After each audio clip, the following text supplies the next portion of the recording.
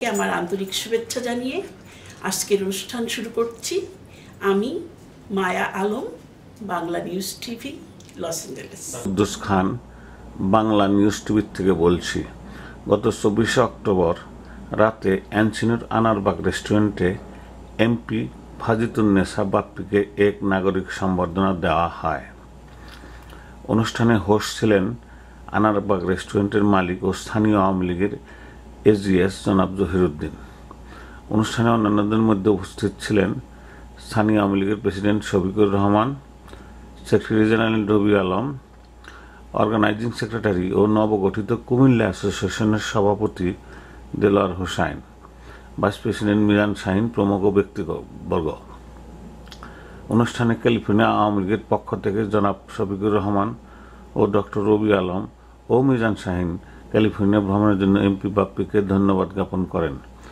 নৈশভোজ চলাকালীন সময়ে আওয়ামী লীগের উল্লেখিত নেতৃবৃন্দ আওয়ামী লীগের স্থানীয় সমস্যা নিয়ে এমপির সহিত কথা বলেন এবং এমপিকে সমস্যাগুলি অবহিত করেন। এমপি বাপ্পি সমস্যাগুলি সমাধানের জন্য বিভিন্ন পরামর্শ দেন। অনুষ্ঠান শেষে এমপি বাপ্পি বলেন যে তিনি স্থানীয় সমস্যাগুলি নিয়ে প্রধানমন্ত্রী ও আওয়ামী লীগের সভানেত্রী শেখ হাসিনার সাথে কথা বলবেন এবং তার পরামর্শ নিয়ে স্থানীয় আওয়ামী লীগের নেতাদের সহিত টেলিফোনে যোগাযোগ করবেন। আমি বেঙ্গলি আমেরিকান হিন্দু সোসাইটির পক্ষ থেকে শ্রী শ্যামলার শারদীয় দুর্গোৎসব 2012 উপলক্ষে আপনাদের স্বাগত সম্ভাষণ জানাচ্ছি। কোন সাধনায় পেলি শ্যামা মায়ের চরণ তল জল, বল রে জবাব মায়া তরুর বাঁধন টুটে মায়ের পায়ে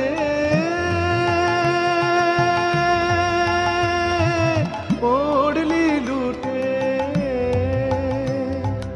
মায়া তরুর বাঁধন টুটে মায়ের পায়ে পড়লি লুটে, মুক্তি পেলি উঠলি ফুটে আনন্দ বিহ্বল, মুক্তি পেলি উঠলি ফুটে আনন্দ বিহ্বল। তোর সাধনা আমায় শেখা জবা, তোর সাধনা আমায় শেখা, জীবন হোক সফল, বল রে জবাব।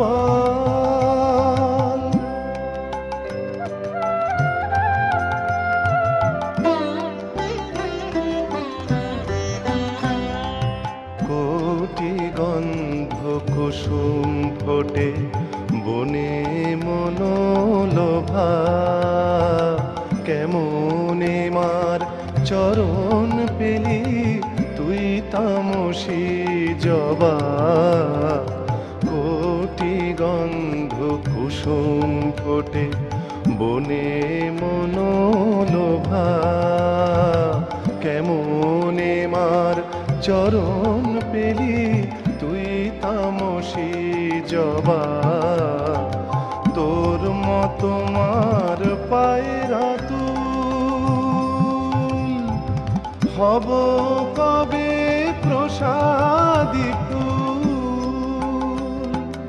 তোর মতো মার পায়রা তুল হব কবে প্রসাদী ফুল, কবে উঠবে রেঙে ওরে মায়ের পায়ের ছোঁয়া লেগে, উঠবে রেঙে আমার মায়ের পায়ের জবা হয়ে, উঠবে রেঙে কবে তোরি মতো রাঙবে রে মোর মলিন চিত্ত দল, বল রে জবাব, বল রে জবাব, বল রে জবাব, বল রে জবাব।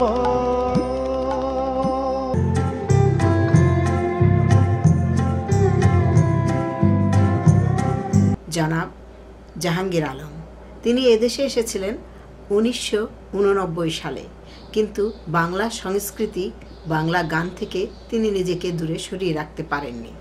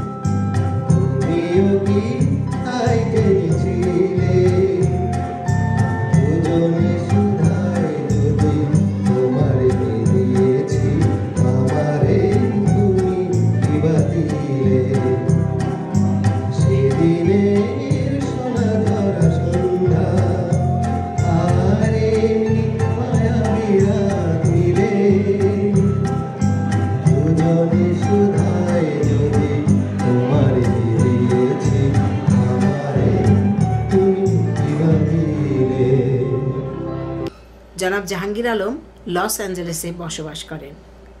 অত্যন্ত জনপ্রিয় এই সঙ্গীতশিল্পী প্রায় প্রতি অনুষ্ঠানেই সঙ্গীত পরিবেশন করে থাকেন।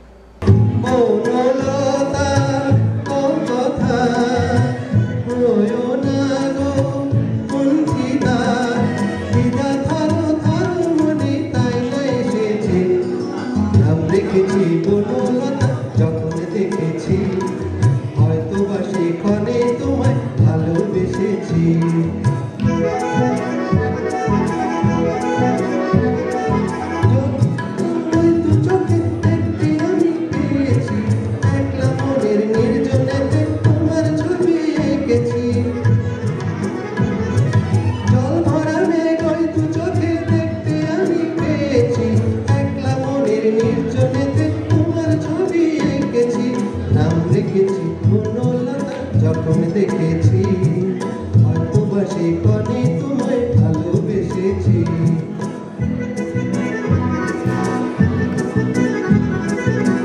বনলতা কথা হয়েও না গো কুণ্ঠিতা, বনলতা কথা হয়েও না গো কুণ্ঠিতা।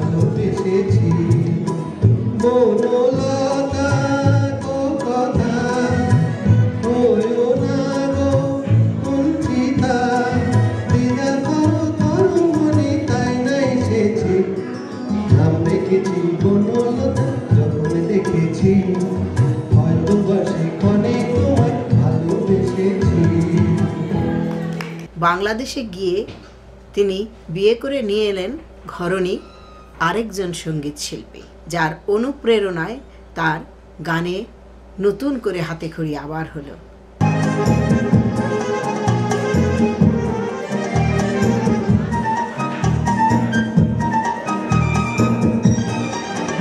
আমি চেয়ে চেয়ে দেখি সারাদিন, আজি ওই চোখে সাগরের নীল। আমি তাই কি গান গাই কি, বুঝি মনে মনে হয়ে গেল মিল। আমি চেয়ে চেয়ে দেখি সারাদিন, আজি ওই চোখে সাগরের নীল। আমি তাই কি গান গাই কি, বুঝি মনে মনে হয়ে গেল মিল।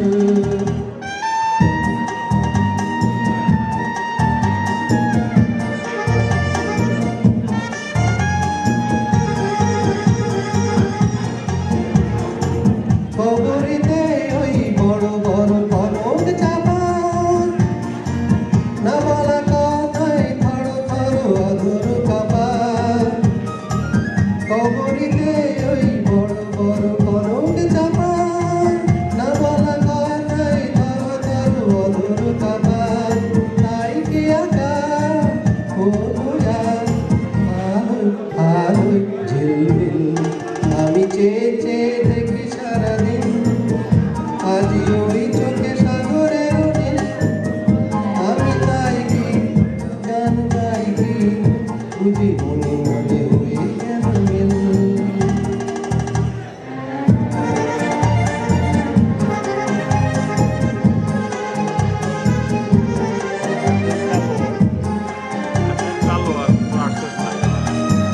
এ যেন নয় গো,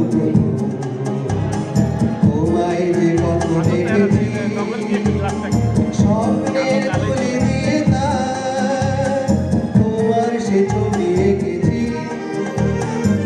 মৌমাছি আজ গুনগুন দোলায় পাখা, যেন এ হৃদয়ে নন্দন খুশিতে মাথা। তাই কি গানে সুরে আজ হবে আবার নিখিল। আমি চেয়ে চেয়ে দেখি সারাদিন, আজি ওই চোখে সাগরের নীল। আমি তাই কি গান গাই কি, বুঝি মনে মনে হয়ে গেল মিল।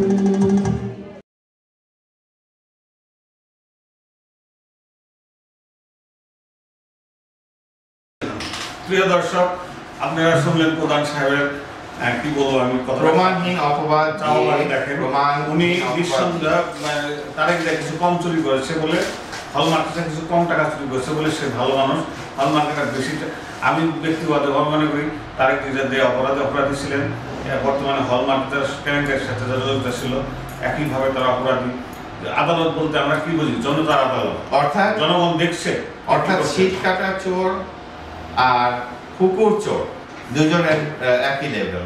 ভালো কথা বলেছেন। চোর দুজনের চোর, ভালো কথা বলেছেন। দুজনের শাস্তি হওয়া উচিত এবং তাদের দেশ থেকে বের করে দেওয়া উচিত যে সলমাকে যারা করেছে। At the same time Tarique Zia যে সন্ত্রাস শিক্ষা কার্যকরণ করেছে সে কারণেও তাদেরই পাওয়া উচিত। প্রিয় দর্শক, আপনারা দয়া করে আবার তারেক জিয়াকে প্রধানমন্ত্রী বানানোর চক্রান্ত চলছে। উনি দেশের প্রধানমন্ত্রী, আওয়ামী লীগ ভুল করেছে, অন্যায় করেছে, অন্যায্য কাজ করেছে, সন্ত্রাস করেছে, লুটপাট করেছে। তার মানে আরেকটা লোকের আইনে সেখানে বসাবেন না। দয়া করে কিছু ভালো মানুষ খোঁজেন, যে 300 ভালো মানুষ আমার মনে হয় বাংলাদেশে 150 মিলিয়নের মধ্যে পাওয়াই যাবে, যারা দেশ শাসন। বাংলাদেশে 300 ভালো মানুষ না, বাংলাদেশের 99%ই ভালো। যারা কোথায় 99%ই ভালো। ভালো নয় যেটা, সেটা হচ্ছে সিস্টেম, সেটা হচ্ছে সংস্কৃতি, সেটা হচ্ছে সচেতনতার অভাব। আমরা দেখতে পাচ্ছি যে বাংলাদেশের ভালো লোকগুলো সহজ সরল লোক যারা, তারা গিয়ে একটা মার্কে গিয়ে ভোট দিয়ে আসেন। আচ্ছা, হয় এবার ধানের শীষ নতুবা পরের বার বিএনপি। আমার কথা হচ্ছে যে বাংলাদেশের ভোটাধিকার প্রয়োগে যে অপপ্রয়োগগুলো ঘটে, অর্থাৎ না বুঝে শুনে শুধুমাত্র মার্কায় অন্ধ হয়ে আমরা কিন্তু দেশবাসী, সমগ্র দেশবাসী একটা মার্কা দেখে ভোট দিয়ে চলে আসেন। সেটা কলা গাছকে দাঁড়ানো করা হোক বা কোনো সন্ত্রাসী হোক, যেই হোক। কথা হচ্ছে আমাদের সিস্টেমটা বদলানো এই ধরনের প্রয়োজন, যাতে করে এই ভোটের অপচয় না হয়। আমার কথা একটাই, কে বদলাবে? না আমার কথা একটাই, যে কোনো সরকারকে বদলাতে হবে, জনগণের ভিতরে আসতে হবে। আমার কথা একটাই, unless otherwise you are graduate, আপনার কোনো ভোটাধিকার থাকতে পারবে না, কারণ আপনার বুদ্ধি বিবেচনার সাথে আপনার শিক্ষাগত যোগ্যতাটা ওতপ্রোতভাবে জড়িত। আমি সারাদিন মাঠে কাজ করি, আমার পেটে কোনো বিদ্যা নেই, আমার দেশের প্রতি কোনো দায়িত্ববোধ নেই, শুধু নিজের পেট পড়া ছাড়া। সেই আমার পক্ষে সম্ভব নয় পলিটিক্যালি জাজ করা যে কোন লোকটাকে আমি ভোট দিলে দেশের ভালো হবে কি খারাপ হবে। প্রধান সাহেব, একটা ঘটনা হলো কি, আমিও মনে করি যে একটা শ্রেণী থাকা উচিত, যে শ্রেণী সচেতন শ্রেণী বিশ্বের সব দেশেই আছে। আমি বলতে চাই না প্রধান সাহেব আমেরিকার প্রতি প্রচন্ড ঘৃণা, আমেরিকার কথা টানলে উনি মনে করেন যে আমি ফক্স টিভি দেখেছি, ফক্স টিভি দেখে নেই, CNN দেখে বলছি। আমেরিকা একটা শ্রেণী আছে খুব সচেতন। আজ পর্যন্ত গত 20 বছর যাবৎ আমি এখানে বসবাস করছি, কোনো প্রেসিডেন্ট দেখিনি হার্ভার্ড বা ইয়েলের গ্রাজুয়েট ছাড়া কেউ প্রেসিডেন্ট হয়েছে। এর কারণটা কি? আমেরিকান জনগণ দেখে যে সেই লোকটাকে ভোট দেওয়ার আগে তারা অর্থনৈতিক জ্ঞান আছে কিনা, দেশের অ্যাডমিনিস্ট্রেশন চালাতে পারবে কিনা। কাজে বাংলাদেশের তাই না, নৈতিকতার বিচারেও তারা উতরে গেছে কিনা, অর্থাৎ তাদের বিরুদ্ধে কোনো ড্রাগ ইউজ বা কোনো ধরনের কোনো অনৈতিক সম্পর্কে জড়ানো এই সমস্ত রেকর্ড আছে কিনা এই লোকটার ভিতরে, এবং সেগুলো যদি থাকে সে ডিসকোয়ালিফাই হয়ে যায়। That's the beauty of the administration of United states. তো আমাদের উচিত, প্রধান সাহেব একটা প্রস্তাব করেছেন গ্র্যাজুয়েট ছাড়া ভোট দিতে পারবে না, কথাটা আমি সমর্থন করতে পারি না, ফেলেও দিতে পারছি না। কিছু কনসাস লোক দেশে থাকার দরকার, যে কনসাস লোক দেশকে যারা পরিচালনা করবে, সাধারণ মানুষের সুখের জন্য তারা কাজ করবে। সেই সিস্টেমটা কি সেটা আমি জানি না, সেটা আমাদের খুঁজে বের করতে হবে। প্রধান সাহেবের যে গ্র্যাজুয়েট ছাড়া ভোট দিতে পারবে না, এটা যদি আইন করে ভোট দেওয়া শুরু করে, তাহলে যেটা হবে এটা কি এটা সাংঘাতিক ডিসক্রিমিনেশন হবে, সাধারণ লোক আবার খেপে যাবে। বিরোধী দল যারা নাকি ইলেকশনে ফেল করলেন তারাই বলবে যে এই গণতন্ত্র নয়, এই গণতন্ত্র আওয়ামী লীগের স্বার্থে বা বিএনপির স্বার্থে ব্যবহৃত হচ্ছে।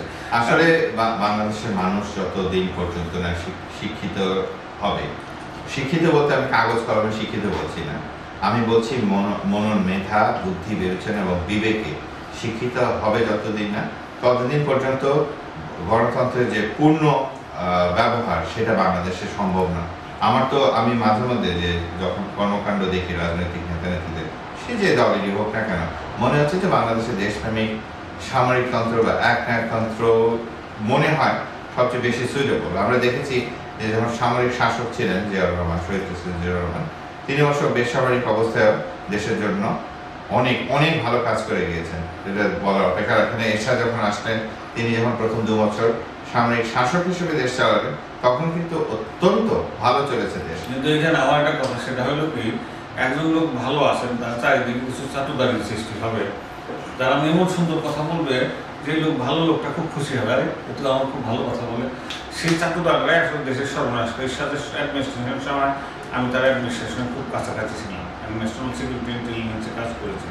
ব্যক্তিগতভাবে সে খুব অনেস্ট ছিল।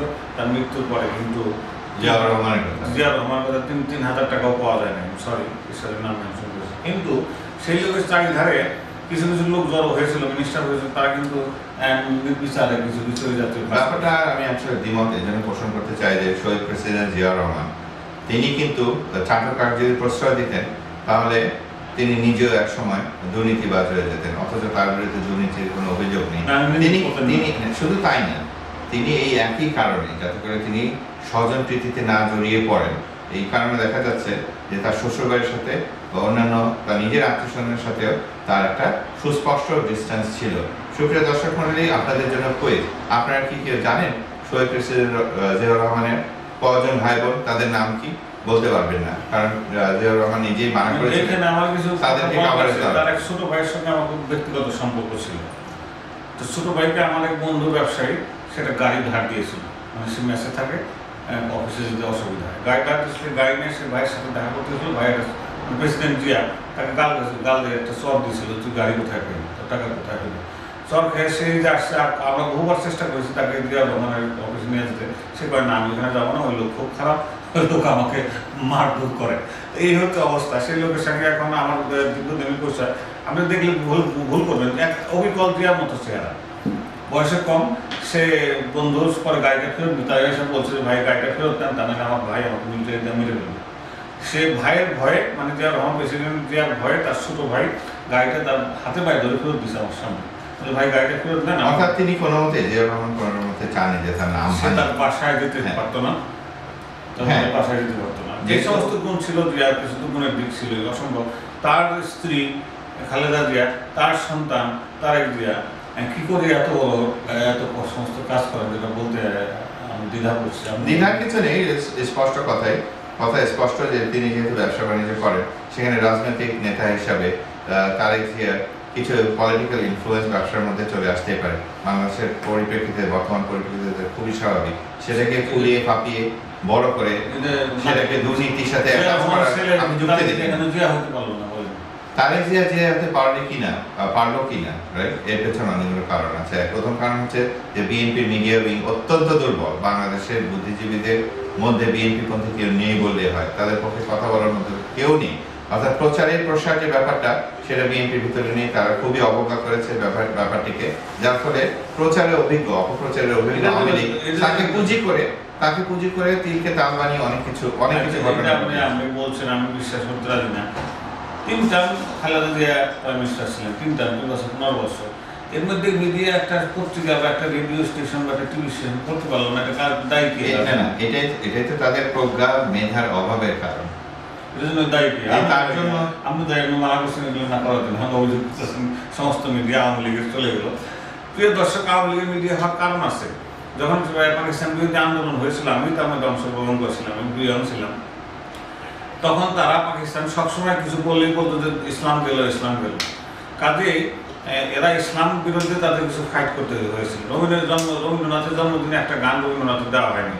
ফাইট করতে করতে অবস্থায় দাঁড়িয়েছে কিছু ভারতের প্রতি তাদের দুর্বলতা এসে গেছিল, মানে ভারতের সাহায্য সহযোগিতা নেওয়া হইতে সময়। কাজে তারা সেকুলার হয়ে গেছে। ইন্ডিয়া না হলে আমি স্বাধীন হতে পারতাম না। কাজেই সব সেকুলার লোকে ভারতের প্রতি কিছু দুর্বলতা আছে মাইসে। কাজে তখন যে সাধারণ ছেলেপেলেগুলো মিডিয়ার সাথে জড়িত ছিল, ছোট সাংবাদিক ছিল, সে বড় হয়েছে, সে এডিটর হয়েছে, যে টিভির রিপোর্টার ছিল, টিভির মালিক হয়েছে। এর জন্য তো আওয়ামী লীগ বা সেগুলো লোক দায়ী নাই। বিএনপিটা করেনি কেন? সেটা বলছি, এই জন্য তো বললাম যে এটাই তাদের সবচেয়ে বড় ব্যর্থতা এবং দুর্বলতার দিক। তবে একটা জিনিস আপনার পরিষ্কার করে রাখা, এবার আমরা ক্ষমতা যাচ্ছেন 10টা টিভি স্টেশন কিনা ফেললাম আগে। দেখুন 10টা টিভি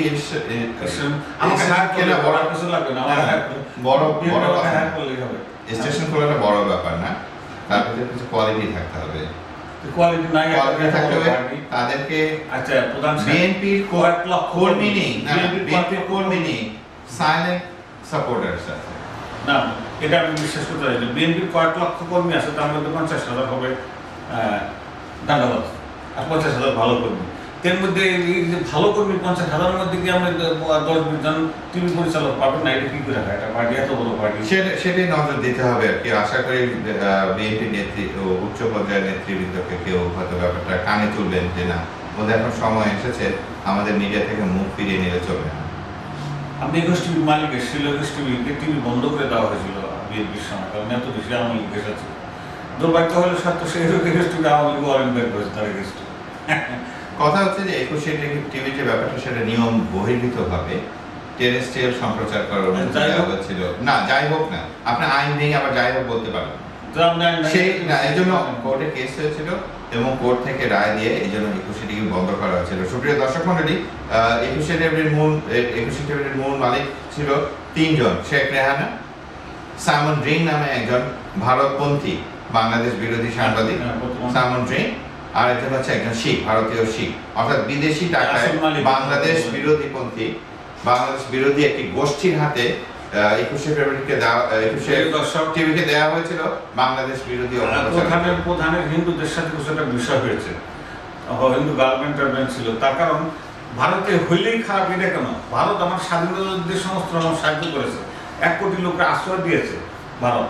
দেখুন, সেই ভারতকে আপনি অস্বীকার করবেন? আপনি বারবার একই কথা বলছেন। আপনি এবং আপনার মতো তথাকথিত ভারতপন্থী বুদ্ধিজীবীরা একটা জিনিস মাথায় রাখেন না, যে ভারত সাহায্য করেছিল তৎকালীন পূর্ব পাকিস্তানকে স্বাধীন বাংলাদেশে। আমি চ্যালেঞ্জ ছুড়ে বলছি সবার প্রতি, আমি চ্যালেঞ্জ ছুড়ে দিয়ে বলছি যে স্বাধীন বাংলাদেশকে বা ভারত কি উপকার করেছে, অন্তত একটা উপকারের কথা কেউ দয়া করে ফোন করে ভারতের মুখপাত্র না, ভারতের পক্ষেও নেই। আমি ভারত বিরোধী, এই কারণ হলে ছোট দেশকে সবসময় বড় দেশের চিৎকার করে থাকতে হয়। যেমন আমেরিকার বিরুদ্ধে মেক্সিকোকে চিৎকার করেই বাঁচতে হবে, কারণ আমেরিকা বড় দেশ, বড় ইকোনমি। বাংলাদেশকে সবসময় ভারতের বিরোধিতা করতে হবে, কিন্তু ভারতের যে কন্ট্রিবিউশন স্বাধীনতা যুদ্ধে 2 কোটি লোক যদি আশ্রয় না দিত তাহলে বাংলাদেশ আর হতো। তখন 1 কোটি লোককে এখন 2 কোটি লোক বানানো হচ্ছে। 1 কোটি লোক পূর্ব পাকিস্তান নামে বিষ ফোড়াটাকে অর্থাৎ বাংলাদেশকে স্বাধীন করতে সাহায্য করে একটা হেডে কমিয়েছে, তার বছরে কয়েক বিলিয়ন ডলার সেভ করছে। শুধু তাই না, বাংলাদেশের ইকোনমিকে চুষে খেয়ে ফেলছে, প্রত্যেক বছরে চুষছে। সুতরাং দেখা যাচ্ছে যে এই 1 কোটি লোককে সাহায্য দিয়েছিলাম এই অজুহাতে বাংলাদেশকে শোষণ করার সর্বপ্রথম অজুহাত জনাব কুদ্দুস খানের মতো বুদ্ধিজীবীরা ওই পুরনো কথা ভুলে যান। সেটা হলো কি, বাংলাদেশের ইকোনমির জন্য ভারতীয় মার্কেট অত্যন্ত গুরুত্বপূর্ণ। 1 বিলিয়ন লোকের মার্কেট যদি বাংলাদেশ হতে পারে, বাংলাদেশে এমন সমস্ত প্রোডাক্ট বানায় যেটা ভারতে বিক্রি করতে পারবে, তাহলে 1 বিলিয়ন লোকের কাছে আমেরিকা শুধু 20,000 মাইল দূরে যেয়ে তাদের প্রোডাক্ট ভারতে বিক্রি করতে চেষ্টা করছে, ভারতে ইন্ডাস্ট্রি করতে চেষ্টা করছে। বাংলাদেশের উচিত ভারতীয় মার্কেটটাকে ধরা মানে সেই মার্কেটে নিজেদের প্রোডাক্ট তৈরি করে নিয়ে যাওয়া। নিয়ে গেলে বাংলাদেশ সমূহ উন্নত হবে। এই প্রধানদের মতো বইখোর লোকজনের কিছুটা আমরা তার থেকে কিছুটা রেহাই পাই। বাংলাদেশের উচিত কিছু ভালো উন্নত মানের প্রোডাক্ট সৃষ্টি করেন, যেটা ভারতীয় মার্কেটের জন্য খুব দরকার। ভারতীয় বিশাল মার্কেট আমরা বিক্রি করতে পারি। চায়নারা ভারতীয় মার্কেটের দিকে আসছে, আমেরিকা তো আসছে। 70 দেশ 70 মিনিট এক হয়ে গেছে ব্যবসার কারণে। শুধু প্রধানদের মতো বড় কথার লোকজন বাংলাদেশে ঝেঁটিয়ে তাড়িয়ে দিয়ে ভারতের সাথে আমরা সুন্দর সুস্থ ব্যবসা করতে পারলে ইকুয়াল টার্মে অফকোর্স, তাইলে ওদের বাংলাদেশের ইকোনমি ভালো হয়, বাংলাদেশের স্বার্থ রক্ষা হয়। ধন্যবাদ। স্বীকার করার জন্য ইকুয়াল টার্ম কথাটা ইউজ করেছেন, ইকুয়াল টার্ম। আমরা কি দেখতে পাচ্ছি, যারা ব্যবসা বাণিজ্যের অর্থনৈতিক খোঁজ খবর রাখেন বা বাংলাদেশ ভারতের দ্বিপাক্ষিক যে সম্পর্কটা আছে সেদিকে যদি নজর রাখেন, দেখা যাচ্ছে যে ভারতীয় পররাষ্ট্রমন্ত্রী বা প্রধানমন্ত্রী খোদ এসে যে প্রমিসগুলো করে যান, যে প্রতিশ্রুতিগুলো দিয়ে যান যে আমরা 23টা বাংলাদেশের পণ্যের উপর থেকে ট্যারিফ তুলে নিব, এবং বাংলাদেশে চলে যাওয়ার পরে সে প্রতিশ্রুতি তারা ভুলে যান, সাইন করা চুক্তি সেগুলো ভঙ্গ করেন। কেননা দেখা যাচ্ছে যে একটা ছোট হয়তো হাইকোর্টে একটা রিট করে অথবা কাস্টমসের প্রধানকে দিয়ে একটা চিঠি দেখিয়ে যে না, এই 23টা পণ্যকে ছাড় দেওয়া যাবে না। অর্থাৎ দেখা যাচ্ছে যে সেখানকার বাটপার ইন্ডিয়ার প্রধানমন্ত্রী হোক বা পররাষ্ট্রমন্ত্রী হোক, তাদের মুখের কথার কোনো দাম নেই, এমনকি তাদের স্বাক্ষরিত চুক্তিপত্রের কোনো দাম নেই। যদি বাংলাদেশ তেমন অর্থনৈতিকভাবে শক্তিশালী হতে পারত, তাহলে এই ধরনের রিটেন এগ্রিমেন্টকে ডিফাই করার জন্য তাদের বিরুদ্ধে আন্তর্জাতিক আদালতে অনায়াসে মামলা সম্ভব হতো। অথচ আমরা করছি না, কারণ আমরা ভয় পাই। আমাদের জনগণের ভিতরে আত্মবিশ্বাসটা খুবই কম, আমাদের একতাবদ্ধ কম। বিকজ জনাব কুদ্দুস খানের মতো কিছু অন্ধ ভারতপ্রেমী লোক, তার বন্ধু যে আছেন এখন বোধহয় জাতিসংঘে বাংলাদেশের স্থায়ী প্রতিনিধি ডক্টর আব্দুল মোমেন, তিনি তো আরেক কাশি সরেশ, যিনি একবার বলেছিলেন যে কোনো স্টাডি করার দরকার নেই, আমার মনে হয় টিপায় মুখ বাদ করতে দেওয়া উচিত। তাকে সময় শেষ হয়ে এলো, এবার যাবার পালা। আপনাদের সবার সুস্বাস্থ্য কামনা করে আজকে এখানেই বিদায়।